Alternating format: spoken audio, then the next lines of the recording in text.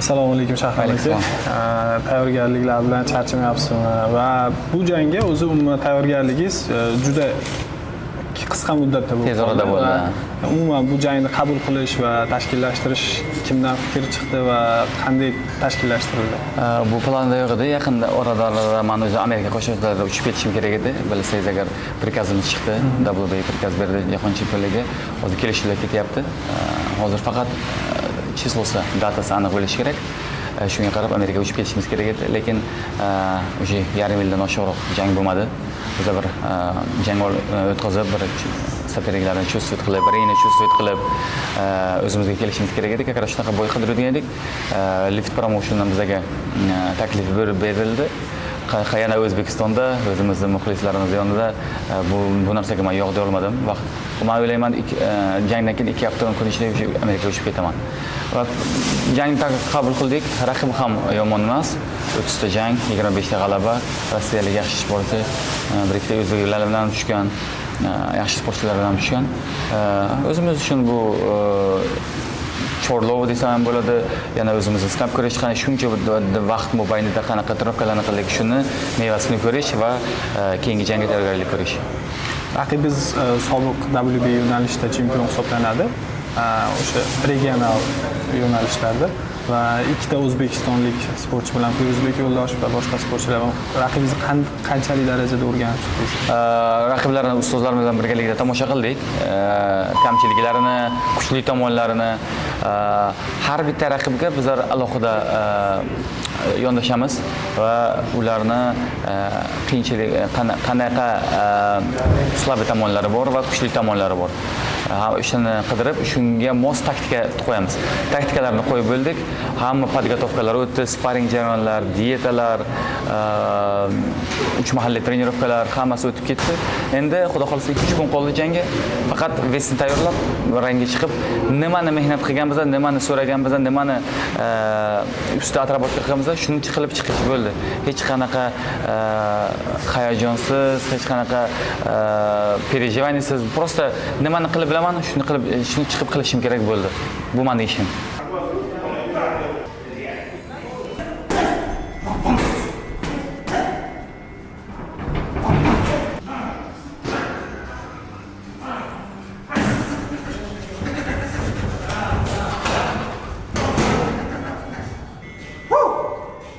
Gel. Eng mazasi shirin ishida. Oxiri. Ushbu qolganda bes tashlash. Tagidagi asal. Kuch qo'yib qolmagan payt ishlash. Bankacha tagidagi asal. Basal o'sha. Keyin dirishdan ishlab o'tasiz, jangdan ketib olasiz. Har bitta ichiga suvingiz, ovqat shunaqa shirin bo'ladi. Bir yarim oy diyeta ushlaysiz. Ovqat yemaysiz. 3 mahal trenirovka. Yaxshi. Avval kelgan nisbatan yaxshiroq. Baribir O'zbekistonda uyda bo'ldim-ku. Ayolim kechki ovqatlarni yaxshi pishiradi. Mitsani tugatganda o'shanga osonroq bo'lyapti. Ko'p faqat barglarni qo'yadi, pomidor, bodringlar, ovoshlar. Mehr glava. Mehr, nima glava mehrda berdi. Mehr bor. Alhamdulillah. O'zbekistonda bo'lsa chalg'iydi-da. Sizni ko'p tadbirlarda ham ko'rmadim. Men 1,5 oy hamma tadbirlarni ichiriga soldim. Uy turib ishladim. Soat 10 bo'ldim, telefonga o'chiriladi, uxlaniladi, bo'ldi. Soat 5 ertalab turaman. 5:30 da trenirovkam. O'z bilasiz, ko'rasiz endi. 5:30 trenirovka birinchisi, ikkinchisi 12 da sparring, lapalar. 6 da crossfit trenirovkamiz. 3 mahal trenirovka. Tugaydi, hozir o'sha qilasiz, yotasiz. 1,5 oy hammadan uzoqda faqat fokus jang. Xudomasin bersa agar. Mana do'stlar, Shahram G'iyosov 2 kun qoldi jangga tayyor xudo xolisa. Noyabr kuni chiroyli g'alaba bilan titul tomon yana bir tashlaymiz. O'zbekistondagi tayyorgarlik haqida hozirgina gapirdingiz va bu yerda sparring sheriklaringiz kim bo'ldi shular haqida? Avvalambor ustozimiz To'lqin Qilichga o'z minnatdorchiligimni bildiraman. Nega shu 1,5-40 kun ichida через день menga sparring partnerlarini jo'natishdi. O'zlariga zbor bo'lib turib ham, lekin o'sha yerdan yaxshi bolalarni Chempionat Aziya merga uchastka qilgan bolalarni menga jo'natib, bu yerda birgalikda sparring partner qildik o'zimizning ukalarimiz bilan. Men o'ylayman hammasi yaxshi o'tdi. Biz o'sha sopernikimga qarab mos stiliga yarasha soperniklarni oldik. Sparring partnerimga hammasiga minnatdorchilik bildiraman va men o'ylayman yaxshi o'tdi hammasi. Inshaalloh endi faqat bu yoqda ring ko'rsatadi. Xudo omadimiz bersa agar zo'r bo'ladi hammasi. Bu adashmasam ikkinchi marta Toshkentda. 3-marta Toshkentda. 2 marta, bir martasi Xumarena, Isroil Madrimov, endi biz bu yerda. Umuman O'zbekistonda o'z yurtingizda ya'ni kamiga prof boksda jang qilish qanchalik? Siz o'tkazgansiz buni o'zingizdan, lekin allaqachon tayyorgarlik ham bo'lsa kerak bunga. O'zingizni ruhan tayyorlashga qanaqa hissiyotlar bo'ladi O'zbekistonda? Ответственность birinchida, demakki o'zingizni uyingizda, o'zingizning yaqinlaringizni orasida, o'zingizning muxlislarni oldida, ularning yonida jang qilish, ularni ishonchini oqlash kerak, bayroqni baland ko'tarish kerak. Hayajon bo'ladi, lekin plyus tomonlari ko'proq. Devorlar ham yordam beradi deydi-ku. O'shanga xudo xolasa biz qo'ldan kelganini qildik. Alloh aytadi-ku, sendan harakat, mendan barakat. Harakatini qildik, barakasini Alloh bersin. Biz tayyor inshaalloh. Shu muxlislarning bosimi sizga qanchalik? Misol siz bilamiz, stilist o'sha yurib futbolchilar bilan ishlaysiz, sizga qanchalik bosim beradi yoki bo'lmasam siz undan maza qilasiz? Men maza qilaman, demakki muxlislarni baqirishi, balet qilishi, kelishi, qancha ko'p balet qilish bo'lsa, qichqirishlar bo'lsa, agar men shuncha ruhlanaman, shuncha menga ishonch ko'payadi. Shuncha bilamanki orqamda xalq turibdi, orqamda menga balet qilib turibdi muxlislar. Menga nabarot bu kuch bo'ladi, yana quvonch bilan yana kulib ishlashga harakat qilaman. Ko'pchilik o'ylaydi o'sha siz tomoningizdan qilingan provokatsion harakatlar u raqibga past baho berish deb o'ylaydi. Yo'q, bu mening stilim, bu meni yoshligimdan Roy Jonsga taqlid qilganim va bu narsa Roy Jons hozir o'tib ketgandir, lekin o'zimning stilim bilan qo'shilgan Roy Jons stili menga bu narsa yoqadi, menga bu kuch beradi, o'zim zavqlanaman. Qachonki o'zimning ishimdan zavqlansam, xursand bo'lsam, maza qilib ishlasam agar shunda g'alaba bo'ladi menda. Muxlislar qanday natija kutishlari kerak 14-noyabr kuni? Xudo xolasa biz faqat g'alaba yo'lini tanlaganmiz. Biz faqat oldinga intilishni va'da berilgan 8 yil oldin o'sha va'daning ustida chiqish uchun butun kuchimni, butun vaqtimni, butun sog'ligimni berib qadamma-qadam boryapman. Allohim xayrli deb bilsa beradi. Xayrlisi emas, menga kerak emas. Baribir olaman xayrlisi. Menga yozilganini baribir olaman. Harakat qilyapman. Faqat mendan harakat bo'lishi kerak, to'xtamasligim kerak. Mayda qadamlar bilan bo'lsa-da boryapman.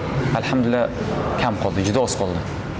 Endi tayyorgarlikning farqlari haqida gaplashsak, Dog'istonda tayyorgarlik o'tkazdingiz, Issiqko'lda, Amerikada ham tayyorgarlik va O'zbekistondagi farqi nimada? Misol hozir aytdingiz, ayolim o'zi meditsinani o'qigan va dietolog boshqa davlatlarda, misol Dog'istonda, Amerikada bo'lganingizda bu holatda shaxsiy dietologingiz yo'q baribir. Amerikada shaxsiy dietologimiz bor. Amerikada bor. Qanday bo'ladi? Farqi bilasizmi qayerda? Amerikada yurt sog'inchi, oila sog'inchi, ovqatlarni sog'inchi va bir kamchiliklar bo'ladi. Qiynalib kelgan, trubkadan qiynalib, charchab kelgan paytingiz, yoningizda yaqininiz, dalda beradigan insoningiz yo'qda, yoningizda baribir. Do'stlaringiz bor, baribir oilani beradigan narsani ular bera olmaydi. Do'st beradigan narsani oila bera olmaydi, oilaninkini do'st bera olmaydi-da. O'sha uchun hozir bu yerda ham do'stlarim yonimda, ham oilam yonimda, ham mehnatlarim, ham maqsadim oldimda. Men o'ylayman, bu podgotovkalar qolgan podgotovkalarga nisbatan menga osonroq bo'ldi.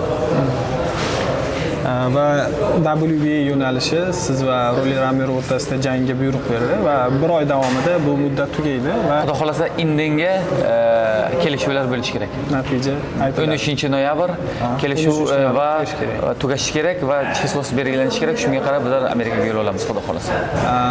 Orada gaplar bo'ldi. Rolli Pakyao bilan jang qilish. WBA datasi ham 29-yanvar aniq edi. WBA bu qarorni chiqqandan keyin bekor qilindi bu jang. Demak, kamarni yo'qotishni xohlamagan Ramiro. Agar agar Ramiro bilan jang qilganda to'g'ri. Agar Pakeo bilan urushganida vakant qo'yish kerak edi kamarni menga. Kamarni yo'qotishni xohlamadi, tanladi men bilan urushni. Xudo xolasa. Shu orada qanday muzokaralar bo'ldi? Orada rejalar o'zgarishga yaqin kelgan joylar bo'lganmi? Balki Ramiro o'sha jangni tanlashi ham mumkin edi yoki tashkillashtirilishi mumkin edi. Sizga boshqa raqiblar taklif qilindimi orada? Yo'q, hech narsa bilinmadi, hech narsa ular aytishmadi. Vaqt beringlar deyishdi bo'ldi. O'sha vaqt ichida ular vibrat qilib, tanlov qilib, tanlovni aytdi.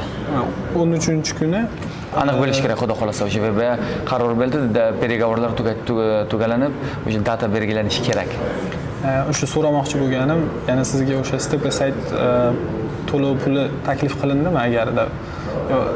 Agar Pakeo bilan urushdimi? Enis bilan bo'lgan payt bo'lgan edi. Menga Enis promotor, o'zimizda promotor berishgan edi.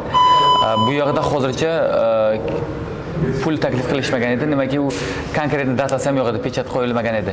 Dokumentga qo'l qo'yilmagan edi. Agar qo'l qo'yilganda mendan birinchi ruxsat olib, step unaqasini to'lovini menga qilishardi. Agar xo'p desam, men pulga rozi emas edim o'sha.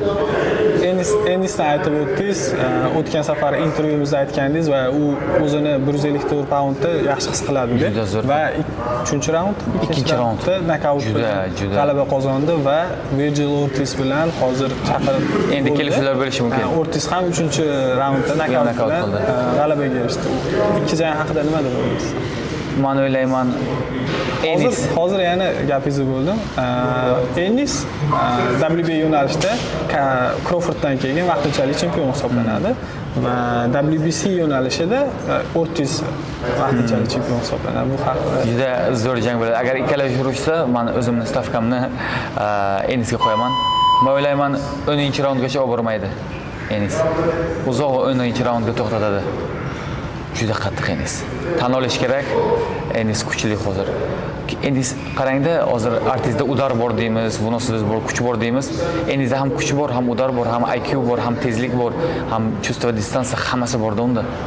Men o'ylayman, 10 raundga olib bormaydi. Agar olib borsa ham, agar 12 raund jang bo'lsa ham, pachkam Enis yutadi. Rolli Ramiro kamarni vakant qoldirishi mumkinmi? Agar vakant qoldiradigan bo'lsa, kim bilan siz jang? Menimcha vakant qoldirmaydi. Menimcha jang qiladi. Boshqa yo'li yo'q. Boshqa yo'li yo'q. Yana oldinda turgan ikkita qiziqarli jang haqida sizni taxminlaringizni bilmoqchi edim. Devin Haney Brain Normanga qarshi jang qiladi. Bu jang qattiq jang bo'ladi.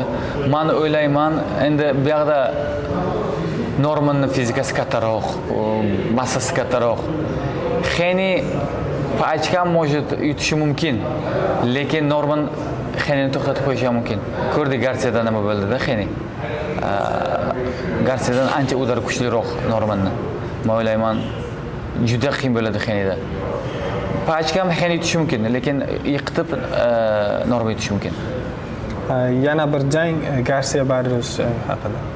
Qiyin. Bir narsa deyishim qiyin bu jangga. Ikkalasida ham udar bor, ikkalasida ham tezlik bor. Garsiyada tezlik kattaroq. Lekin Garsiya udarni unchalik ko'tara olmaydi. Buni ham hisobga olish kerak. Barriosda udar bor. Juda zo'r jang bo'ladi. Hech narsa ayta olmayman bu yoqda. Bu yoqda men jim turaman. Ekspertlarimiz bor-ku, o'zi hal qiladi uni. Vaqtingizni ajratganingiz uchun rahmat Shahram aka. Sizga 14-noyabr kuni jangingizda omad tilaymiz va muxlislarga murojaat etamiz. Sizlarga ham kattakon rahmat. Kelib intervyu olganlaringizga, bizlarni ommaga ko'rsatib o'tganlaringizga ular ham kutib o'tirishadi, qachon yangiliklar bo'ladi deb. Barcha muxlislarga, barcha bizlarni kuzatib o'tirganlarga hammaga minnatdorchilik bildiraman va albatta kuzatib boringlar. 14-noyabr kuni hammani Xumorinda kutamiz. Xudo xolasa sizlarni qo'llab-quvvatlashingiz bilan, baqirib turishlaringiz bilan, dalda berishlaringiz bilan albatta bayroqni baland ko'tarib, g'alaba qozonib sizlarni xursand qilamiz inshaalloh. 14-noyabrda Xumorinda ko'rishguncha. Aka, salomat bo'ling. 4-noyabr kuni Humo Arenada Lift Promotion tomonidan o'tkaziladigan boks oqshomida qatnashadigan sobiq jahon chempioni WBA yo'nalishida Rajab Ukayev bilan gaplashamiz, tayyorgarlik haqida fikrlarni so'rab ko'ramiz. Assalomu alaykum. Alaykum assalom. Hammaga assalomu alaykum. Конечно. Конечно. Брат, раньше ты тоже был в Узбекистане, но в этот раз чуть по-другому. Здесь ты готовишься к бою. Каково у тебя здесь в Ташкенте готовиться без еды, без узбекской кухни? Ну, без еды это громко сказано.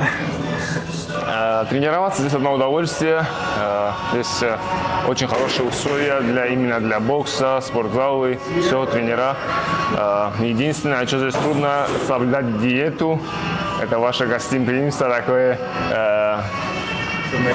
общеизвестное, не дает по полному так соблюдать диету, да, поэтому и еда очень вкусная, тяжело себя сдерживать, двойная работа получается.